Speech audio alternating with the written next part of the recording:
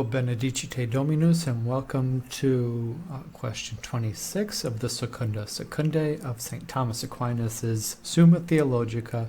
The topic for this lecture is the order of charity, and I am Dr. Thibault.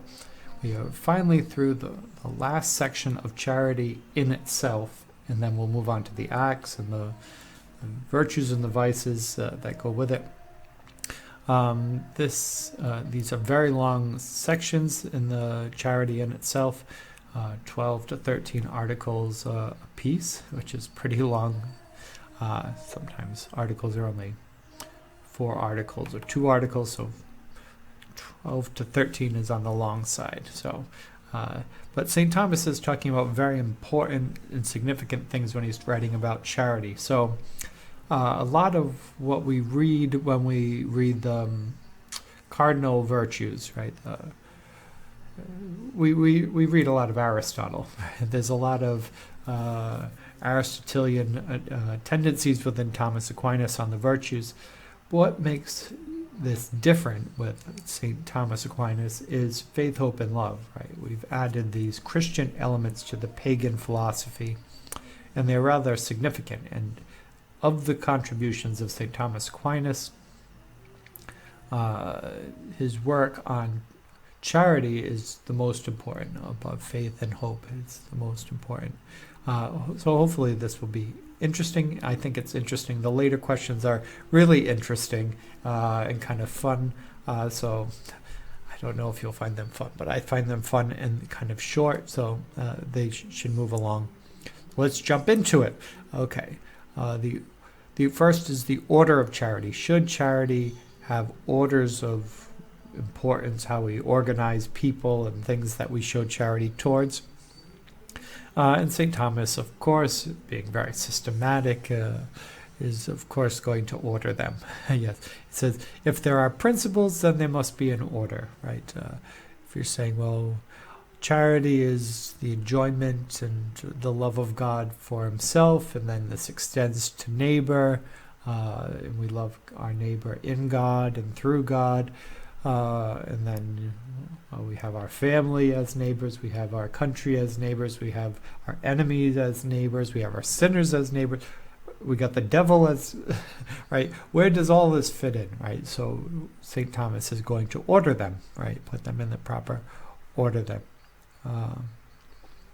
Clearly it would start with God first, since God is the object of charity to begin with. Jumping into Article 2. Do we love God more or do we love neighbor more? That should be obvious if you're watching this. But why? I guess why? It says, well, if you consider civil friendships, right, as a society, it kind of starts with the ruler, right? It starts with the prince, and then it works from there, right? Because the prince is the principal agent, or the principal, right? The head, right? The head. It starts with the head of the body. Now, how about in terms of happiness, right? With charity, we're talking about everlasting happiness, eternal happiness. Well, we're not dealing with politics then, so it's not the prince. We're dealing with God himself, right? So God is the head of the body when it comes to eternal happiness. So we start with him, right? He's the chief. St. Thomas says, therefore God ought to be loved chiefly and before all out of charity, for he is loved as the cause of happiness. Right? He's the cause. Whereas our neighbor is loved as receiving together with us a share in the happiness from him, right? So God is the principle, right? God is the origin, he's the source, he's the cause of the happiness, so God is then therefore more appropriately the object of our charity, and our neighbors and ourselves, we benefit from receiving it, right? So we are partners in it, but God is the principle of it. That one should be obvious, right? Obvious. Should we love God more than ourselves? Well, this answer should also be obvious. This is not a complicated one.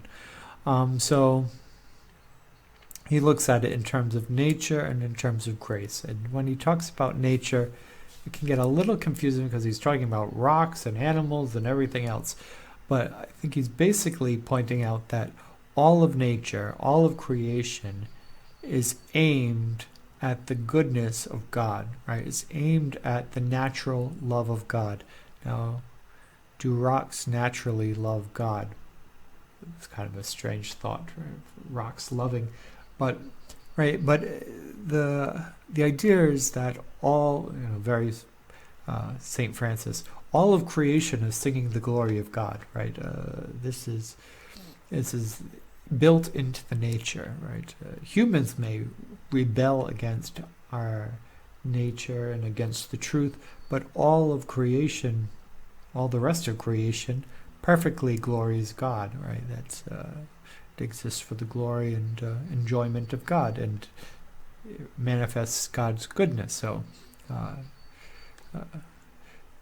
and then grace adds to it, right? If anything, grace adds to the nature. It doesn't destroy the nature. So that's a kind of a long start. But from that, if everything aims at the goodness of God in all of creation, which is more universal? God's goodness or my goodness? My goodness? God's goodness, right? Which one's more universal? God's goodness, because all creation praises God. None of creation praises me, right? Maybe a dog or a horse or something, but all of creation does not praise me, but all of creation praises God. Therefore, God as a universal good is more worthy of love than me, because love, charity, it aims at goodness, right? It aims at ultimate goodness and eternal happiness, right? This all comes out of God's universal goodness, right? So this overrides my personal goodness, right? Not that my personal goodness is bad. It's not bad. It's just right, to compare my particular goodness to God's universal goodness. His universal goodness is more important. Do we love ourselves more than our neighbor? This is the airplane challenge. When the oxygen mask drops down in the airplane, make sure you put your mask on first before you help those who are near you. And they always, in the video, they show a picture of you, a small child next to you, right? Do you help the small child or do you help yourself, right? In the airline, you must help yourself first, because presumably once you have your oxygen on, now you're good to go, and now you can help the child. But if you put the mask on the child first, and then you pass out, the child's not going to put your mask on you, and now you're going to die, and the child will live. But if you would have put your mask on first, both of you would have lived, right? That's the reason, the rationale behind that, right? Presuming that you would even survive the plane crash, right? But it's a similar principle, I guess, with St. Thomas, right? He says, we have the instruction, love your neighbor as yourself, right? Get this in Leviticus, you get this in the New Testament. This is not a foreign concept to anyone, right? Love your neighbor as yourself. Well, what is the model of love then, right? What is the model that we love by? You love your neighbor as yourself. So the love of yourself is the model, right? That's what you're copying when you love your neighbor, right? How do we know how to love our neighbor? We copy the love we have for ourselves, right? So the model is more excellent than the copy, right? That's St. Thomas's point. And the properly, what do we love? We love God, right? God is the proper object of love, and then we love ourselves, and then we love our neighbors as ourselves, right? So this is the order. Now, many Catholics might not know this, right? You might say, well, you can't put yourself before other people. That's kind of selfish. St. Thomas and Aristotle, they're really, when it comes to friendship, they're not anti-self. They're not this idea that you have to abandon yourself, right, to others. You're not a doormat. If you have a relationship, you have to have a good and healthy sense of self-esteem. And if you want to strive after heaven, you have to believe in yourself. You have to aim at goodness. You have to become a good person, develop good character. You have to care about yourself, right? If you want to obtain heaven, right? If you didn't care, why would you bother, right? Why eat, drink, and be merry, for tomorrow we will die, if you didn't really care, right? But if you're striving for eternity, clearly you must think something of yourself is worth it, right? If you didn't think that you were worth living for eternity in heaven with God, then why would you try, right? So I think for anyone who's maybe even some conservative people struggle with this more than liberal people, kind of self-flagellating yourself. You don't have to be a doormat. This isn't built into it. You should love yourself more than your neighbor. To be clear, that doesn't mean you sacrifice your neighbor, right? But you should love them very close to how you love yourself. But you have to first love yourself, right? You can't love others unless you love yourself, right? That's built into the cake for Christianity, right? Love your neighbor as yourself. Now, can you love your neighbor more than you love your own body? It's kind of a good question, right? And you love your neighbor more than your own body. St. Augustine says we ought to love our neighbor more than our own body. Well, from that, St. Thomas isn't going to go against Augustine, right? Especially when he points him out. But why? Why should we love our neighbor more than our own body?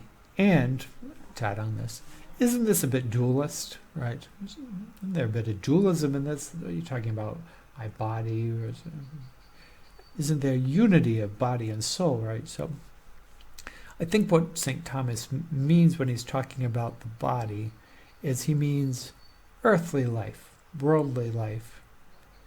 He's not making a distinction between...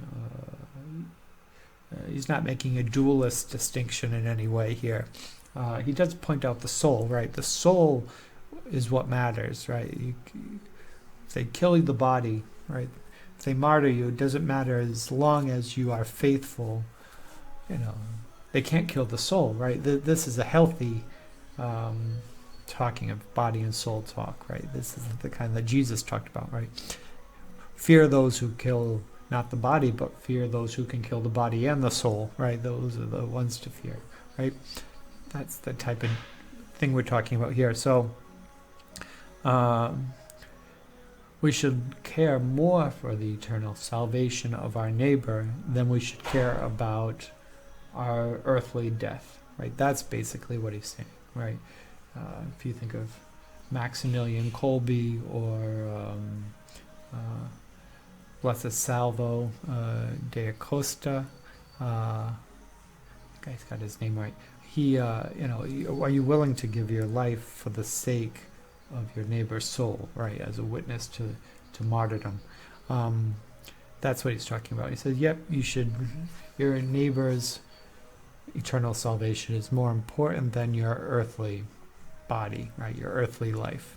And I think this is a really impressive line. He says, our neighbor's soul is more closely associated with our own soul than even our own body is. Isn't that something? Right? So our neighbor's soul is more closely associated with our soul than even our earthly body, right? Good conversation about dualism here, right? But when we think of our eternity in heaven, we're with our neighbors for all eternity.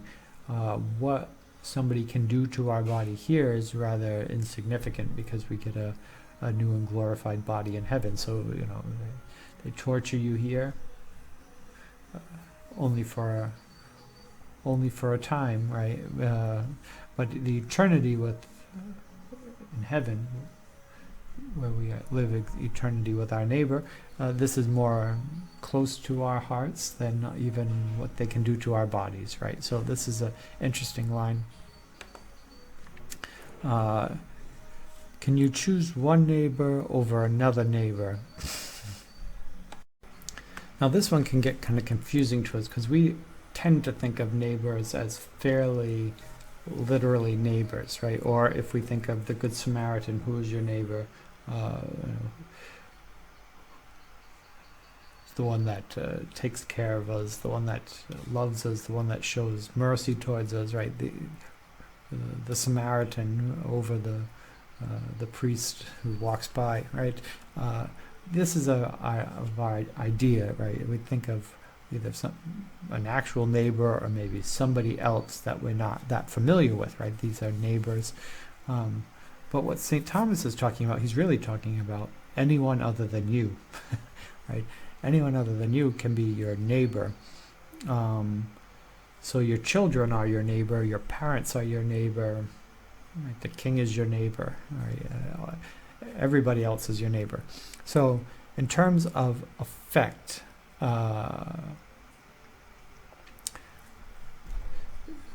we must treat everyone as equal, right? Do you love your neighbor as yourself? It doesn't say, well, and love your children even more than that, and your spouse even more than that, and your parents even more than that. There's not a direct ordering within the scriptures so much with this. So, love your neighbor as yourself means all, right? How about your enemy? Yes. How about the sinner? Yes. How about your children? Yes. Right. So in effect, you have to be willing to love all within your heart, right? So there's the one regard, right? So you don't choose one neighbor over another. But then he says, well, how about in terms of affection? In this, it's unequal, right? So do you love your children as much as some stranger you've never met before in another country? No, not in terms of affection, right? In terms of tenderness or in terms of intensity, right? You don't have as much of a sense of intensity for the love of a stranger as you do for your own children or your own spouse or your own parents or your friends, right? So it's not going to be equal in that regard, right? This is very practical, right? The utilitarians, the deontologists, the Enlightenment philosophers, they say everything must be impartial, equal, right? This is not Thomas Aquinas or Aristotle. Affections are real, right? The affections you have for your family are different. Does that mean you'll treat people differently? Well, kind of, yeah, but you're going to feed your children before you feed somebody else's children, given that there's only so much food you have access to, right? Now, if you had more money, then you should try to do more, but given the restrictions of life, you can only do so much. Who's going to get it first? Those who are closest to you and you have a stronger affection for, right? A greater intensity of love for. Right? This, he would say, does not violate charity, because you do love the person that you've never met, and you do love your family members who you have met, and you love them both, right? That fulfills it. But in terms of direct actions, there might be more given to those of whom the affection is stronger. He says, as long as you're not withholding love from your neighbor, right? From somebody else. Well, which neighbor? So, for example, what if you have somebody who's a very saintly person, right? Very saintly person, and then you have your own family. Well, should you treat the saintly people much better, right? They're much closer to God than your own family, so should you treat them better than your own family in terms of charity? And he says, quoting St. Thomas says, quoting Timothy, Paul's letter to Timothy, If any man have not care for his own, and especially for those in his house, he hath denied the faith, and is worse than an infidel. Right? Kind of the practical wisdom of the letters to Timothy. Right? You have to care for the people in your own house. Well, what's the practical application of this? Practical application is we have a tendency sometimes for people to step over the people who are directly in front of them in order to help somebody else, right? You step right over your own children to help the homeless person on the street, right? Charity begins at home, right? Charity starts locally, right? It starts with those in your immediate circle and extends outward, right? It can be a challenge to people who you want to be a missionary, but you don't even have time for your own family. Well, you have time for somebody 500 miles away, but you don't have time for the children who don't get to see their own father, right? This is the challenge of Timothy, right? The letter of Timothy. So in terms of species, again, you would treat all people as equal in general. Some people, because of their virtue, we might love more because of their closeness with God. Right? Mother Teresa was alive. To love Mother Teresa more than any other person I haven't met would make sense, right? I'm going to love Mother Teresa more than somebody else, right? Because of her closeness with God, right? But in terms of agency, right? In terms of an agent, I'm going to have more of an intensity of love towards people who are in my own life, right? Your own children, your own spouse, your own parents, people who are in your town, people you go to church with, people you go to school with. These people you will have more of an intensity. Your mode is different. Because they are actually in your life, right? And this does make some sense. It's like you cannot love the God who you do not see if you don't love the people who you do see. Well, you cannot love the neighbor who you do not see if you don't love the neighbor that you do see, right? It's wonderful to love somebody on the other side of the planet, but if you don't love the people right in front of you, what does it matter?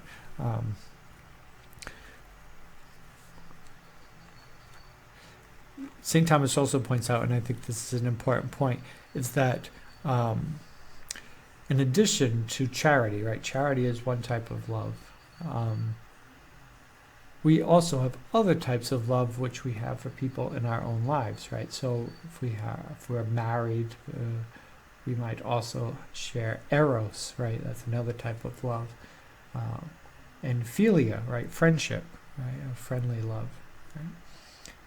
So if you love your spouse, you might have charity for your spouse. You might have eros for your spouse, philia for your spouse, agape for your spouse. You have many different types of love for your spouse. Well, this just multiplies the intensity of your charity towards them, right? It magnifies the love. It doesn't diminish it. So the more loves you have for your people, the more you will have a stronger intensity of charity for them. How about family or someone else? Do you have greater love for family or someone else? Charity. Some people might say, maybe I don't have any charity for my family or love for my family. St. Thomas doesn't talk about dysfunctional families here, so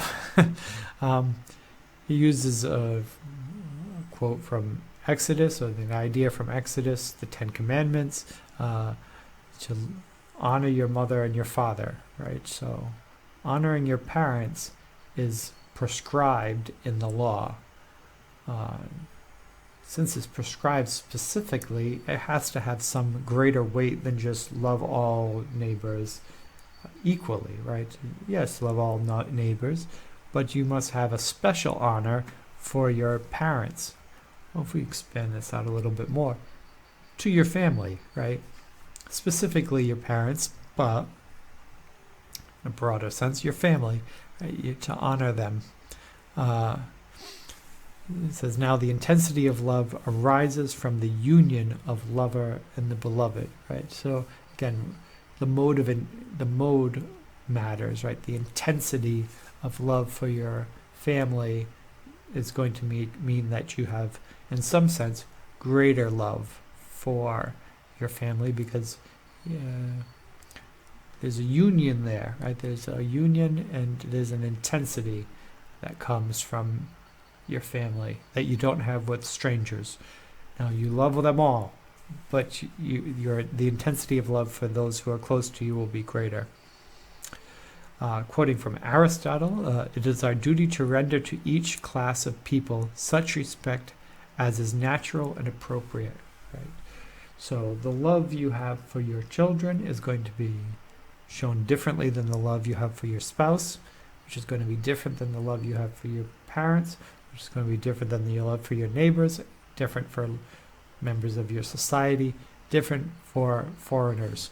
Right? You have different levels and relationships, which all need an appropriate response, right? A natural and appropriate response, not the same response, right? This is, again, could be a challenge to the Enlightenment philosophers who say you treat everyone completely evenly, right? Peter Singer or somebody like that. Treat everyone perfectly equally.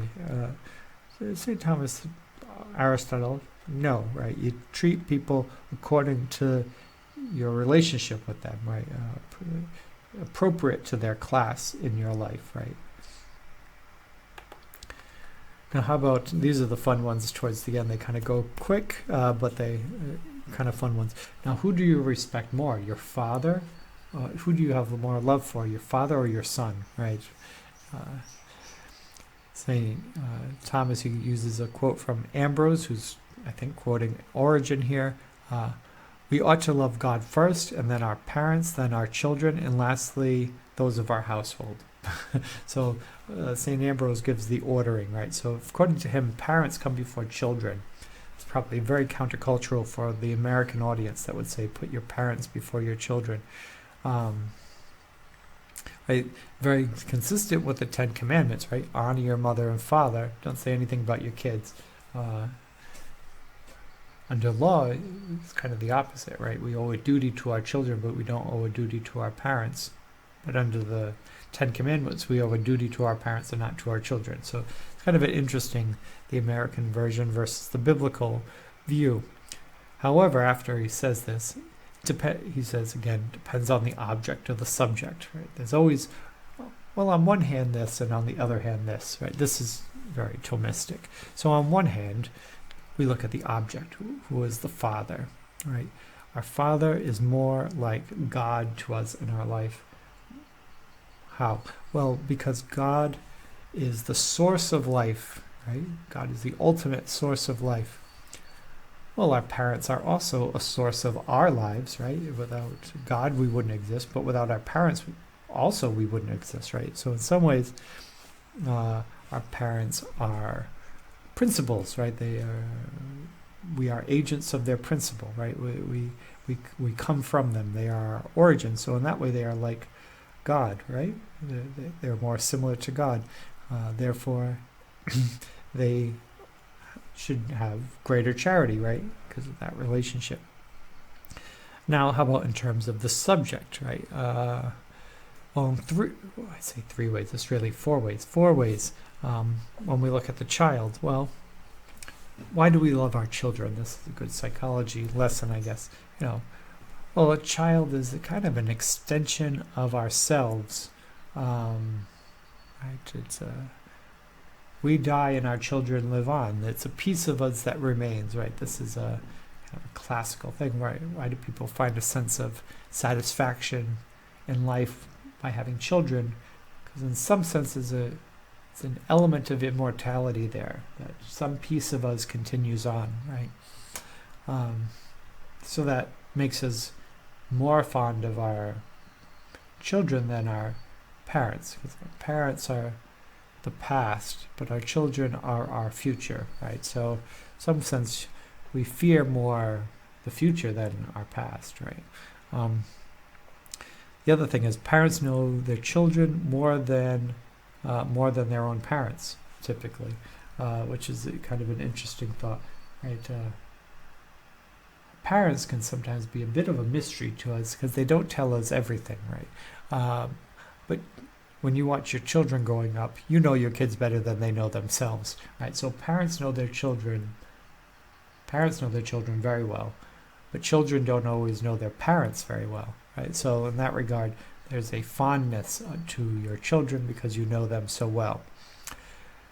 The third way, parents are nearer to their children than children are to their parents. So, it's a bit like the first one, but you live with when you have children, you live with your children. You're not living with your parents, right? You live your childhood with your parents, but you live your adulthood with your children, right? Therefore, when it comes to the act of choosing, you didn't choose to live with your parents, and as soon as you could choose, you probably didn't live with your parents, but you did choose to live with your children, and you lived a good chunk of your life, your adult life, with those children, right? So you had children at 20 and they move out at 20, right? So between 20 and 40 years old, a big chunk of your life, your adult life, you have been physically close to your children, right? There's a nearness to them. And lastly, this one is kind of a strange one, but it says parents love their children sooner in some regard, right? When you're a kid, you don't love your parents initially, he says, right? You have to kind of grow in love of your parents, versus when you are a parent, the moment that child is born, you have fallen in love. I can kind of see this a little bit. You hold your child in your arms, a newborn baby, and you are madly in love with that child, right? You fall in love with your children. You never really have that moment when you are the child, right? I can't remember my earliest memories, right? We don't have earliest memories of being children, but at some point, we just kind of get used to our parents being there, and then we rebel against them in our teenage years, and then later on in life, we kind of rebuild that love and relationship again, right? But with the child, from the moment they're born, you're madly in love, right? This is different than with the parents. So in these four ways, then, parents love their children more than they love their own parents, right? In some ways.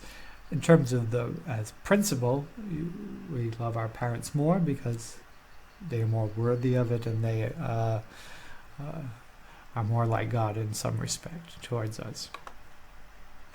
How about, who do you love more? Who should you have more for, your mother or your father? Now this one would be really controversial.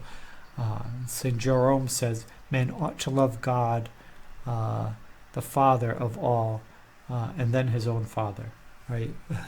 And then later down the road, his mother. Now, most people growing up, if you ask a kid, who do you love more, your mommy or your daddy? They always say mommy, right? It's kind of counterintuitive then to say, well, you should love your father more. Now, the reasoning St. Thomas gives for this, very, very interesting. His point is outdated, right? It's no longer relevant. It's the idea, using Aristotelian biology, a woman is like a fertile field, right? A field of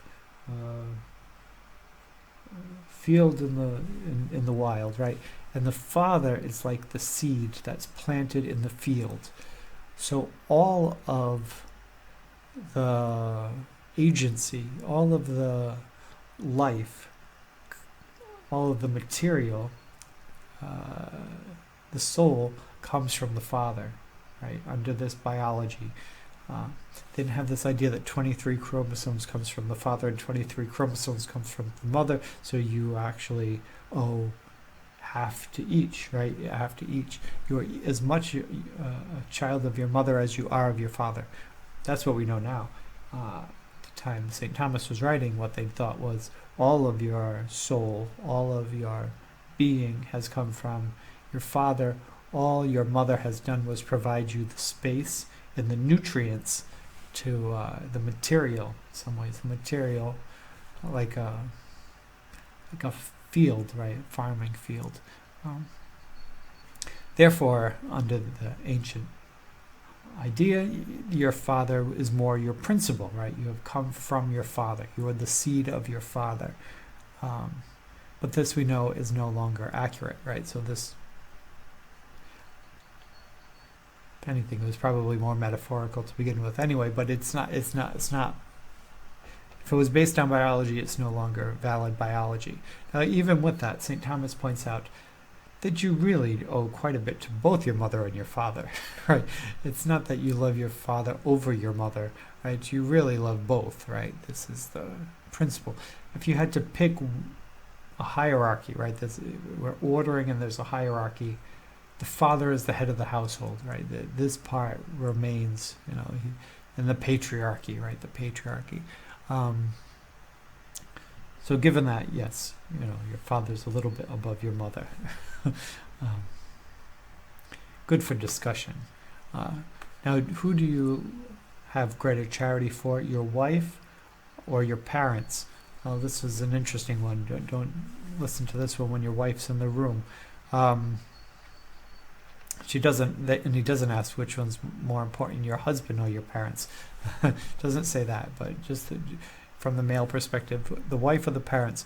Well, coming from Matthew 19, and the book of Genesis even, right? The two become one flesh. For this reason, man leaves his parents and joins to his wife, and the two become one, right? And so if you say, well, what's a more important union? Well, the two becoming one flesh, leaving your mother and father to cling to your wife, right? This is a more significant relationship in some regard, right? This is commanded, right? This is the sacrament of marriage, right? This is bound sacramentally, right? This is important. So the intensity of love will be strong. The union is strong. But in some ways, do you love your parents more? Do they deserve more charity than your wife? Well, in some ways, yes, because we also have honor your father and your mother, right? And this is a high principle within the Ten Commandments, right? Honor them.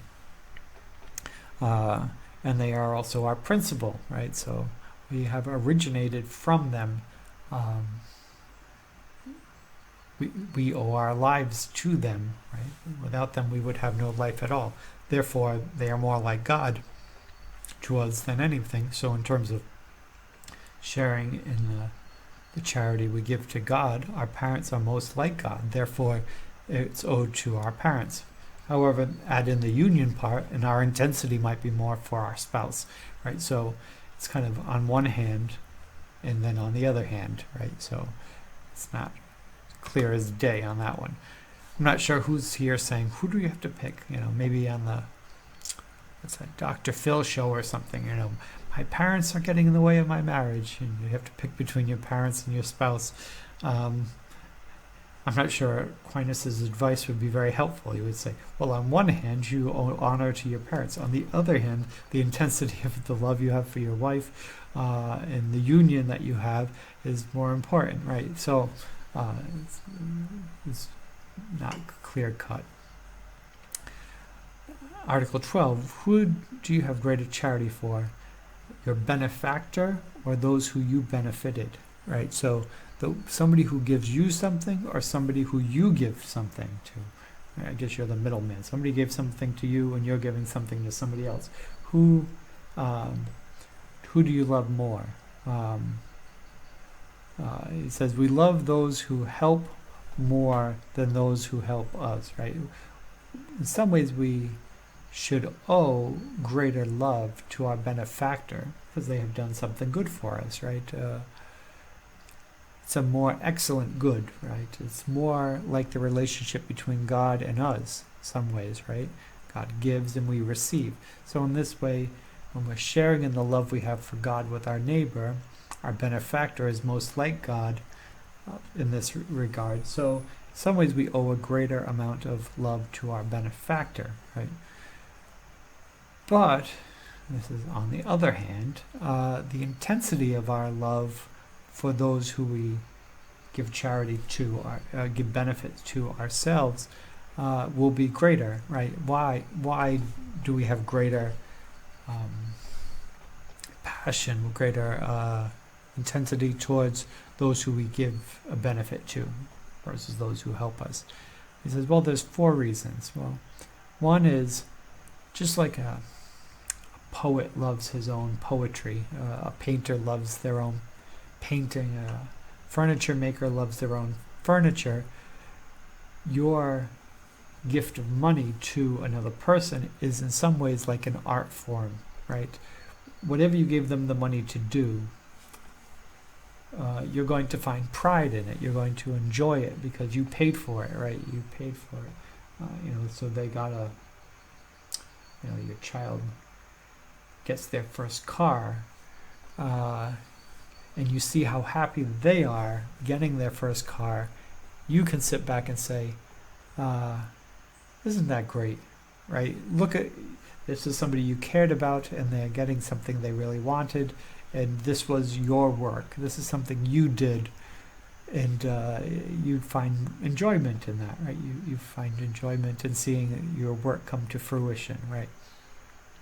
Another one is you get to kind of gloat in your own goodness, right? Your own virtue, right? So as your daughter's getting her first car that you bought for her, you can gloat and be, aren't I a good father? Right? Aren't I a good parent? I've done a good job, right? Pat on my back, right? I've done a good job, right? You get that when you give something. You don't get that when you get something. He says it's the greater love, right? How much love does it take to receive something, right? Somebody gives me something. Does this mean I have great love for them? Not really, right? If you win the lottery and the government gives you money, it doesn't mean I love the government, right? You can love them. You can love the gift without loving the giver, right? In that regard, but when you give something, right, you sacrifice something of your own to give to another, it's a greater love, right? Why would you give it if you didn't love the person you were giving it to, right? That's different. And lastly, it is more difficult to give, he says. I volunteered at a charity, and they would say, it's more blessed to give than to receive, but it is more difficult to receive than it is to give. There is some truth in that, right? When something is given to us, there is an embarrassment, right? So we usually try to, somebody's on the receiving end of charity, we don't want to embarrass them, so we take that into consideration. But it is true too that it is more difficult to give than to receive, depending on what you're giving, right? If I'm giving my daughter a car and the car cost $10,000, that's a certain amount of hours I had to work, a certain amount of stress and energy that I put in to give that, right? That it wasn't easy to give away $10,000. It was hard to give $10,000 away. Now, if somebody were to give me a $10,000 car or gift, how much energy would it take from me? None. Right? So in some ways, it is more difficult to give than it is to receive. Emotionally, it might be the opposite, but in terms of effort, it is. Last question, last article is, in heaven, does this order continue?